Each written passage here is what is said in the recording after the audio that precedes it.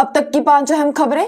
तेलंगाना में एक मुस्लिम आदमी पर हिंदू गुट के हमले से भड़क उठी तशद्दुद। तेलंगाना के सिद्दीपेट जिले के गजवाल कस्बे में एक बड़ा ही हैरान करने वाला वाकया पेश आया। खबरों की माने तो ऐसा कहा जा रहा है कि एक शराब पिया हुआ मुस्लिम शख्स गजवाल कस्बे में वाक़े छत्रपति शिवाजी महाराज की मूर्ति के पास पेशाब कर रहा था, जिसे ऐसा करते हुए कुछ लोगों ने पकड़ लिया। इसके बाद लोगों ने उसे बहुत मारा और उसे जय श्री राम, भारत माता की जय और छत्रपति शिवाजी की जय के नारे लगाने के लिए भी जबरदस्ती की और बाद में जहां उसने ये सब किया था उसे वो जगह पानी से धुलवाई भी। इतना ही नहीं, अगर सोशल मीडिया पर फैल रही खबरों की माने तो भीड़ ने उस आदमी को जहां पर उसने पेशाब किया था वहां जाकर उससे वो चटवाया भी। सोशल मीडिया पर फैल रही खबरों में देखा जा रहा है कि पुलिस अफसर उस आदमी को पकड़ता नजर आ रहा है, लेकिन भीड़ उसे वापिस से उसी जगह ले जाकर उसके सर के बालों को काट देती है। वहीं इस वाक़े के बाद साथ के गांव संगापुर से मुस्लिम बिरादरी के लोग भी इकट्ठे हो गए और उन्होंने एहतजाज करना शुरू कर दिया, जिसके बाद मुस्लिम गुट की तरफ से आज बंद की कॉल दी गई थी, जबकि हिंदू गुट की तरफ से इस एहतजाज में एक दिन के लिए बंद की कॉल दी गई।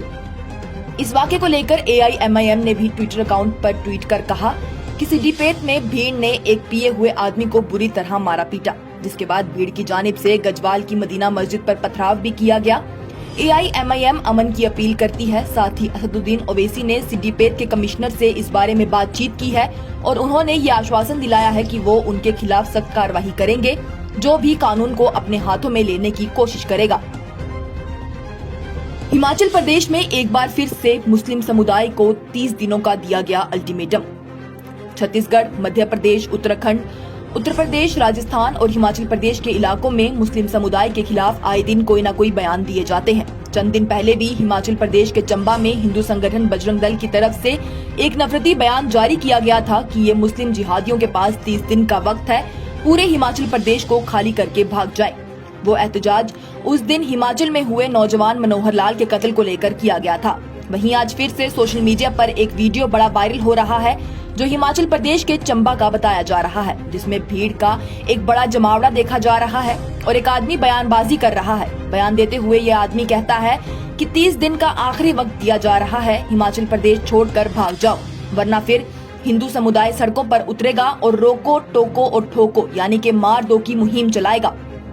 उन्होंने लोगों से कहा कि जब भी उनके पास कोई आदमी काम के लिए या घर पर किराए पर रहने के लिए आए तो सबसे पहले उसका आधार कार्ड देखें और इस तरह से इन कटमुल्लों को हिमाचल प्रदेश से बाहर निकालें।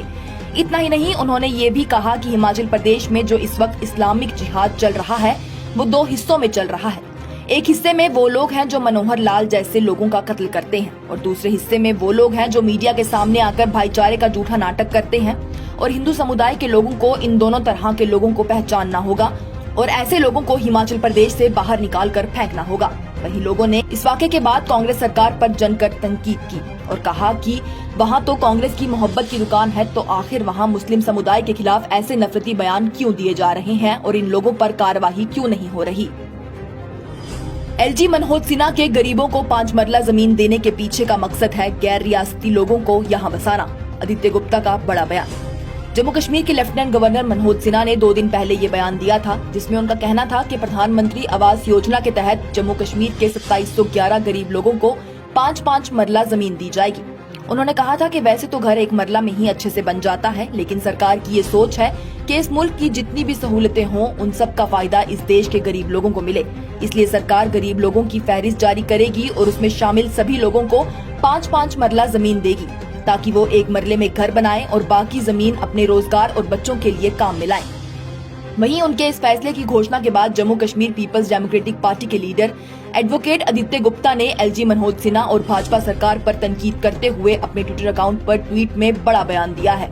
आदित्य गुप्ता ने ट्वीट कर कहा, जम्मू के लोगों को अब अपनी आवाज उठाने की जरूरत है, क्योंकि ये 5 मरले जमीन एक कदम है जम्मू की डेमोग्राफी को बदलने के लिए, जिसमें गैर रियासती लोगों को यहाँ जमीन देकर यहाँ बसाया जाएगा, जो कि पहले भी कई सारे जम्मू में बस चुके हैं। और आर्टिकल की मनसूखी करना था जम्मू कश्मीर के पक्के रिहायशियों से फायदा छीनकर उन्हें गैर रियासती लोगों में बांटना। हम इक़्तिदार पाने की मंजिल तक पहुंचने के लिए अपने असूलों को कुर्बान करने के लिए नहीं है तैयार। उमर अब्दुल्ला का बड़ा बयान। नेशनल कॉन्फ्रेंस के वाइस प्रेसिडेंट उमर अब्दुल्ला ने आज गांदरबल में लोगों से खिताब करते हुए कहा कि जम्मू कश्मीर के लोगों की मांग है स्टेटहुड की वापसी, तो उसके लिए हमें हर चीज से ऊपर बस उसे ही रखना होगा। अपनी पहली तरजीह उसे ही बनाना होगा, बाकी सब चीजों को भूलना होगा।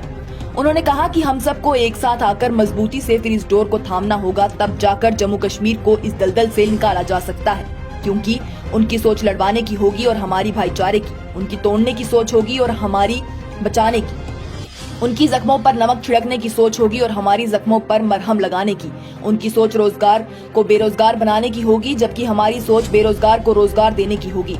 यही सब हमारा मिशन भी है।